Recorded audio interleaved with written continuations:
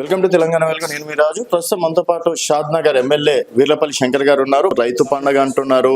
అలాగే వివిధ కార్మిక వర్గాలకు సంబంధించి కూడా ఇది ఒక ఇందిరమ్మ రాజ్యంలో సుభిక్షంగా ఉన్నామంటున్నారు. అటు చూస్తే బీజేపీ అంటే మోసాలు అని చెప్పేసి బీజేపీ కావచ్చు, ఇటు బీఆర్ఎస్ కూడా ఇప్పుడు వరకు ఈ సంవత్సరం ఉన్నటువంటి అధ్వానం పాలన ఎప్పుడు చూడలేమని బీఆర్ఎస్ నేతలు అంటున్నారు. మరి శంకర్ గారు ఏమంటున్నారో తెలుసుకుందాం. శంకర్ గారు చెప్పండి, నిజంగా ఇందిరమ్మ రాజ్యం వచ్చిందని చెప్పేసి అనుకోవచ్చా? 10 సంవత్సరాలు కాళేశ్వరం కావచ్చు, టీ హబ్లు కావచ్చు, ఇట్లా ఒక్కొక్కటి చెప్పుకుంటే ఎంతో అద్భుతంగా నిర్మించినటువంటి తెలంగాణ అస్తవ్యస్తాలు పాలైంది. ఇటువంటి సీఎంని ఎప్పుడు చూడలేమని చెప్పేసి అంటున్నారు బీఆర్ఎస్ బీజేపీ.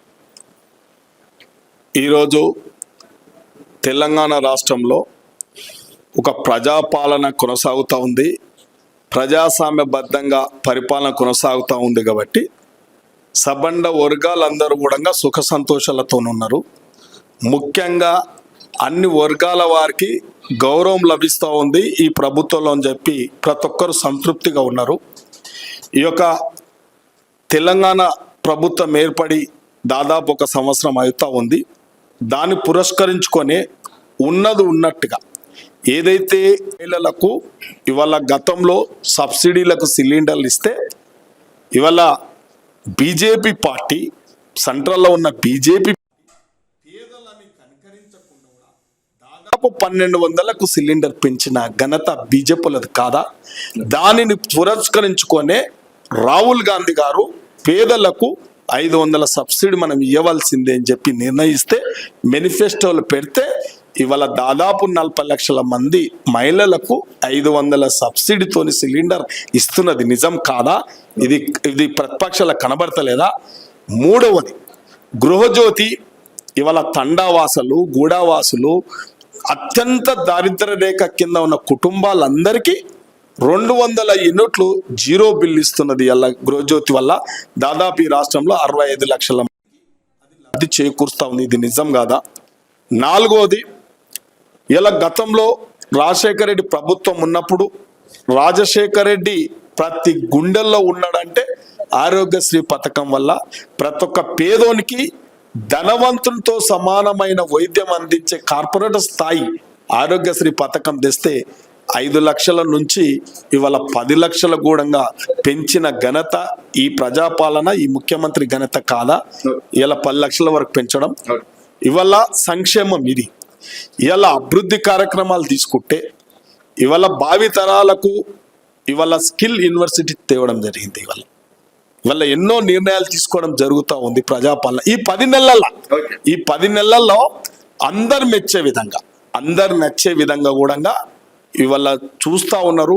ఇలా ప్రభుత్వ ఉద్యోగస్తులు కూడా సంతోషంగా ఉన్నారు. శంకర్ గారు, మీరు ఇప్పటి వరకు పూర్తి స్థాయిలో జరగలేదు. రైతులు చూసుకున్నట్టయితే రైతు భరోసా 15,000 రూపాయలు ఇప్పటి వరకు కూసేలేదు. అది జనవరిలో ఇస్తా అంటున్నారు, దసరా అన్నారు, దీపావళి అన్నారు, ఇప్పుడు జనవరి అని చెప్పేసి అంటున్నారు. అప్పుడు రైతు బీమా ఉండే, తర్వాత ప్రతి ఒక్కటి చూసుకున్నట్టయితే రైతులకు సంక్షేమం కావచ్చు. ఇప్పుడు గురుకులాలలో చూసుకున్నట్టయితే రోజుకొక 10 మందికి అవసరాలు ఏర్పడుతున్నాయి. తర్వాత ఊర్లలో చూసుకున్నట్టయితే రోజు గవర్నమెంట్ని విమర్శిస్తున్నారండి. స్టిల్ ఇవి నిజం కాదంటారా? చాలా సంతోషము. చెప్పకనే మీరు చెప్తున్నారు. అంటే మీ 10 సంవత్సరాల పరిపాలన ఈ స్థితికి వచ్చింది. వాస్తవం గురుకులాల పరిస్థితి అది. బీమా చెల్లించలేని పరిస్థితి. అంటే మీ యొక్క ఘనత 10 ఏళ్ళు పరిపాలించిన ఘనత ఆ పరిస్థితికి వచ్చింది. కాబట్టి ఇలా గురుకులాలు అన్నావు. ఇవాళ రాష్ట్ర ముఖ్యమంత్రి వర్యులు పేదింటి విద్యార్థి పిల్లలు నాణ్యత కలిగిన పౌష్టికారంతో కూడుకున్న భోజనం పెట్టాలని చెప్పి 200% మెస్ ఛార్జీలు పెంచింది. 100% కాస్మెటిక్ ఛార్జీలు పెంచారు. ఇది నిజం కాదా? ఇవాళ ఇంటిగ్రేటెడ్ అంటే ప్రపంచ స్థాయిని తట్టుకునే ఎడ్యుకేషన్ ఇవ్వాలని చెప్పి ఇవాళ మా నియోజకవర్గంలో కూడా 150 కోట్లతోని ఇంటిగ్రేటెడ్ స్కూల్ శాంక్షన్ చేసింది. నిజం కాదా?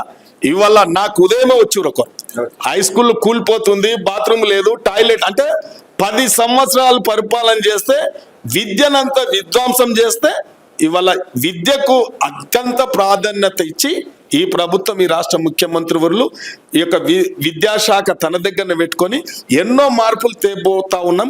ఇవాళ మేము కూడా ఇలా విద్యార్థుల కష్టాలు చూస్తే వర్ణాతీతం. మీ 10 ఏళ్ల పరిపాలన టాయిలెట్ లేదు, బిల్డింగ్ లేదు, టీచర్ లేడు. ఇది మీ పరిపాలన. సిగ్గుండాల మాట్లాడనీకి అని చెప్తా ఉన్నా నేను ప్రతిపక్షాలకు. ఇవాళ టీచర్లు కూడా ఉద్యోగస్తుల బదిలీలు కూడా ఏ రాజకీయ నాయకుని చుట్టూ ప్రదీక్షలు చేయకుండా పారదర్శకంగా బదిలీలు చేయడం. వారు గతంలో మీరంతా చూసిరు, పత్రికా సోదరులకు కూడా అందరు తెలుసు వాళ్ళ యొక్క అస్తవ్యస్తమనం.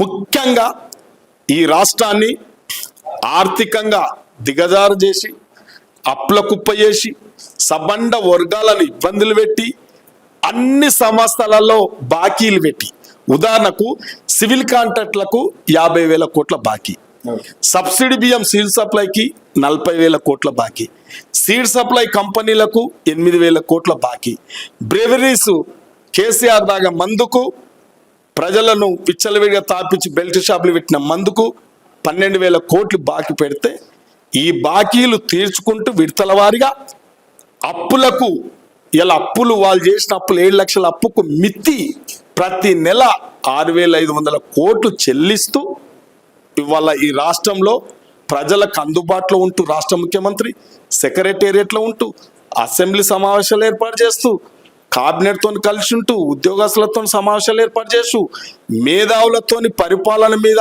అవగాహన తీసుకుంటూ ఇలా 18 గంటలు పనిచేస్తా ఉన్నాడు.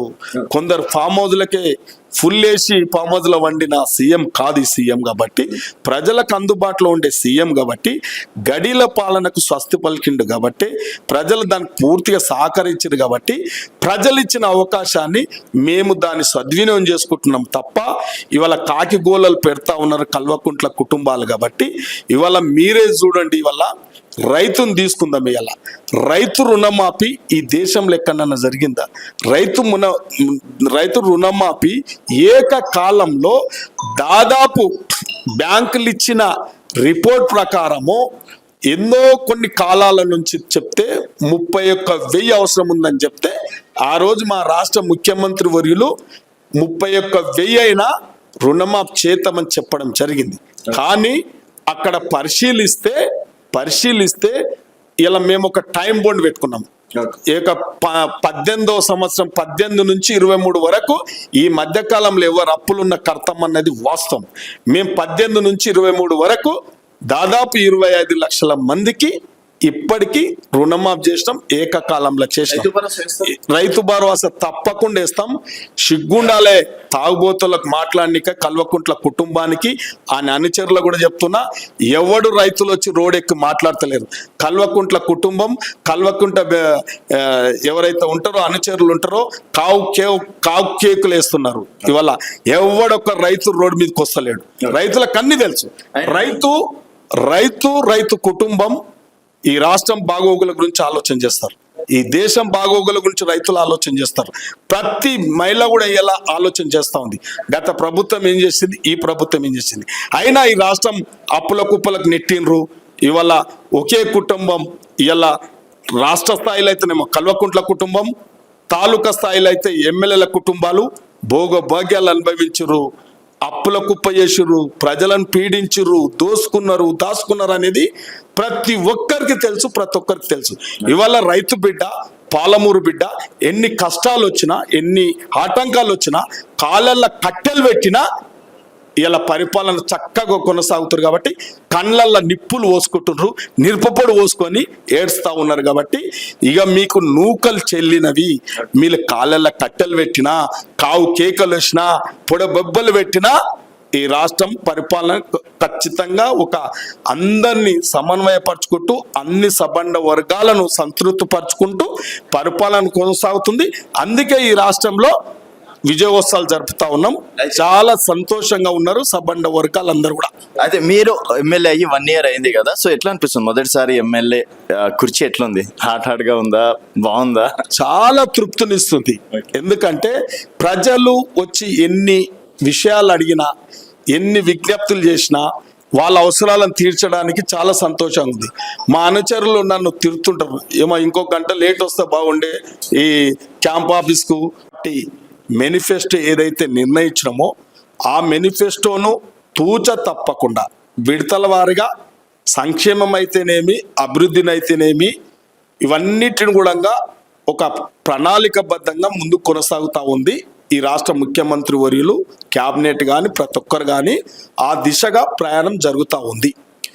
ఈ రాష్ట్రంలో ప్రజాపాలన ఏర్పడిన తర్వాత మొట్టమొదటగా మహిళలకు ఏదైతే ఉచిత ప్రయాణం బస్ పాస్ ఇస్తామని చెప్పడమో ఇవాళ 2 విధాలుగా ఈ సమాజానికి ఉపయోగపడతా ఉంది. ఆ యొక్క బస్ ప్రయాణం, ఉచిత ప్రయాణం నిర్వీర్యం చేసిన అప్పటి ప్రభుత్వం, నిర్వీర్యం చేసి అప్పటి పాలకులు ఆర్టీసీని ఎంతో నిర్వీర్యం చేసి ఆత్మహత్యలు చేసుకునే విధంగా కూడా 56 మంది చనిపోవడం జరిగింది ఆర్టీసీలో. ఇది నిజం కాదా? రెండవది వచ్చి ఎన్ని విషయాలు అడిగినా, ఎన్ని విజ్ఞప్తులు చేసినా వాళ్ళ అవసరాలను తీర్చడానికి చాలా సంతోషంగా ఉంది. మా అనుచరులు నన్ను తిరుతుంటారు, ఏమో ఇంకో గంట లేట్ వస్తే బాగుండే, ఈ క్యాంప్ ఆఫీస్కు దొరకకుంటే బాగుండే అంటే నేను ఎవరిని నా అనుచరులను నిద్రపోనిస్తలేను, నేను నిద్రపోనిస్తలేను. ఎందుకంటే ఇది ఏదో ఆషామాషి మాట కాదు, నిజం చెప్తున్నా, సత్యమైన మాట చెప్తున్నాం.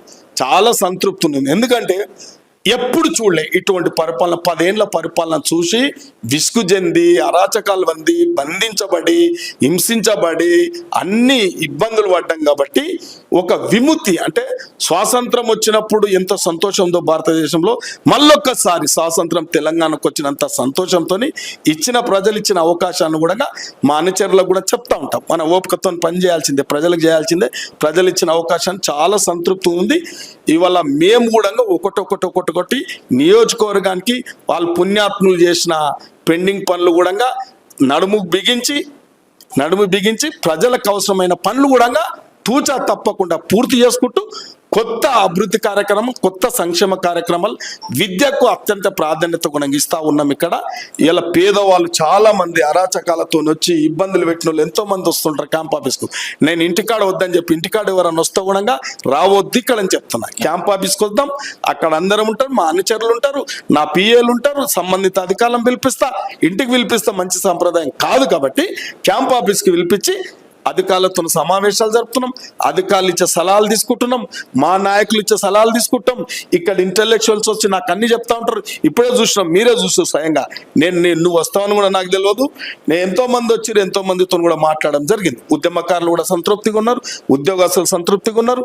కానీ ఒకటి కల్వకుంట్ల కుటుంబం చేసిన వెధవలు, ఏది దుర్మార్గాలు, అవన్నిటిని కూడా అధిగమిస్తా ఉన్నాం. ఈ నియోజకవర్గంలో చేసిన నాయకుల దుర్మార్గాలను కూడా అధిగమిస్తున్నాం. ప్రశాంతంగా నిద్రపోతారు, ప్రజలు ప్రశాంతంగా ఉన్నారు. వాళ్ళందరికీ తెలిసిపోయింది ఈ ఎమ్మెల్యే ఇట్లా ఉంటాడు, మనం కూడా ఇట్లే ఉండాలని. నీ పని కూడా ఉంది, ఈ స్వయాన నీ పని కూడా ఉంది, టైం తీసుకొని చేద్దామని కూడా చెప్తా ఉన్నాం. వాస్తవం చేసేది ఉంది, నీ కూడా మాట ఇచ్చిన వాస్తవం తప్పకుండా చేస్తాం. ఒకటొకటి విడతల వారుగా చేసుకుంటూ పోతాం. ఒక్క మాట అయితే చెప్పగలుగుతా, రాజకీయాలకు విలువ వచ్చే విధంగా నేను ఒక త్యాగశీలిగా, ఏమంటాం దాన్ని, ఒక యజ్ఞంలాగా పనిచేస్తా. అవినీతికి తావులేదు, అన్యాయాలకు తావులేదు, దుర్మార్గాలకు తావులేదు. సేమ్ టైం మా అనుచరులు కూడా వారు కూడా ఒక గౌరవం దక్కేటందుకు, వారు కూడా పదవులు రావడానికి, వారు ప్రతి మండల స్థాయి గ్రామ స్థాయిలో ఉండే వాళ్ళకు కూడా పదవులు వచ్చే విధంగా నా ఆరాటం, నా పోరాటం ఒక కడిగిపెట్టిన పుస్తకంలా, తెరిచిన పుస్తకంలాగా ఉండాలి, మల్లెపూలాగా ఉండాలి. మన భవిష్యత్తు రాజకీయాలను కొత్తగా సృష్టించాలి. చరిత్రనే మనము రాజకీయాలలో చరిత్ర సృష్టించాలని చెప్పి మా అనుచరులు కూడా దానికి అందరు సహకరిస్తారు, ప్రతి ఒక్కరు సహకరిస్తారు. మంచి పరిపాలన అందించాలనుకుంటున్నాం. లేకపోతే మీ అట్లాంటి వాళ్ళు ఇంత పెద్ద బ్యానర్ ఐటమ్ రాస్తారు, ఇప్పటి వరకే ఏమో మరి రాస్తుంటే అటువంటి దానికి తావునియ్యం. సేమ్ టైం మీరేమన్నా విమర్శిస్తావుడా, పత్రిక సోదరులు విమర్శించిన, ఎలక్ట్రాన్ మీడియా విమర్శించినా దాన్ని స్వీకరిస్తా. అక్కడక్కడ తెలిసి తెలియక విమర్శిస్తారు. ఒక ఉదాహరణ చెప్తా. ఇలా జూనియర్ కాలేజ్ ఉంది, శిథిలా వ్యవస్థకు ఉంది. నువ్వు కూడా చదువుకున్నా, నేను కూడా చదువుకున్నాం. దాన్ని బాగా చేయాలని ఒక ఆలోచనతో అంటే మా అనుచరులు, నా వెల్విషర్స్, మేధావులంతా కలిసి ఏదో దీన్ని రిన్యువల్ చేద్దాం, సున్నమేతాం, లేకుంటే ఏదో డోర్ పోయిందో డోర్ కట్టిద్దాం, పర్యాలు వాసినాయి, సిమెంట్ కొడదాం, ఇవన్నీ మాట్లాడితే ఒక మంచి ఆలోచన చేసినాం మేమందరం. ఏమి ఆలోచన చేసినామంటే, ఇవాళ రాజకీయాలలో ఒక ఎమ్మెల్యేకి ఎన్నో వసతులు ఉంటాయి, ఎన్నో వనరులు ఉంటాయి. కాబట్టి ఆ వనరులన్నీ తన ఇంటికి మళ్లించుకోకుండా ఆ వనరులు సమాజానికి మళ్లిస్తే బాగుంటుందని చెప్పి కాలేజ్ మీద దృష్టి పెట్టి అందరితో చర్చించి మంచి చెడు అందరం కలిసి ఆ కాలేజీ నిర్మాణం చేస్తుంటే కూడా నీలాంటి ఒక పత్రిక సోదరుడంగా ఇలా ప్రభుత్వమే ఉంది, దీన్ని ఇట్లెందుకు చేయాలి, దానికి మరి ప్రభుత్వం 10 ఏళ్ళు ఉన్నది కదా, ప్రభుత్వాలు లేకున్నాయి 10 ఏళ్ళు. ఇలా కుక్కకోళ్ళలాక బాబర్ ఊరు ఉన్నదిగా పరకనారు, వాళ్ళ స్కూల్లో వచ్చారు, ఆయన నటరాజుకు అంజయ్యకి ఇంటికి వచ్చి చెప్పమని చెప్పిన 10 ఏళ్ళు ఉన్నారు. మరి ఆ స్కూల్ శిథిలావస్థకు వచ్చిందంటే సిగ్గు లేకుండా మాట్లాడుతూ ఉంటారు. కాబట్టి నేను పత్రిక సోదరులు విమర్శించిన, రాజకీయ నాయకులు విమర్శించిన, నేను తప్పు చేయకుండా ఉండేది నా బాధ్యత. ఆ భగవంతుని కోరుకునేది ఏం కోరుకుంటా, నన్ను తప్పు చేయనీయకు, నన్ను చక్కటి మార్గంలో నడుపు, ధర్మం న్యాయం నీతి మార్గంలో నడవడానికి నన్ను అన్ని శక్తులు నాకు ప్రసాదించు, కార్యకర్తల జీవితంలో వెలుగు నింపడానికి నాకు బలం చేకూర్చు, ఎక్కడ అన్యాయం చేయొద్దు అని కోరుకుంటా భగవంతుని. సో మొత్తానికి పరిపాలన మీద ఎమ్మెల్యే గారితో స్పెషల్ ఎఫ్ఐఆర్ మరొకరితో మళ్ళీ కలుద్దాం. చూస్తూనే ఉండండి తెలంగాణ.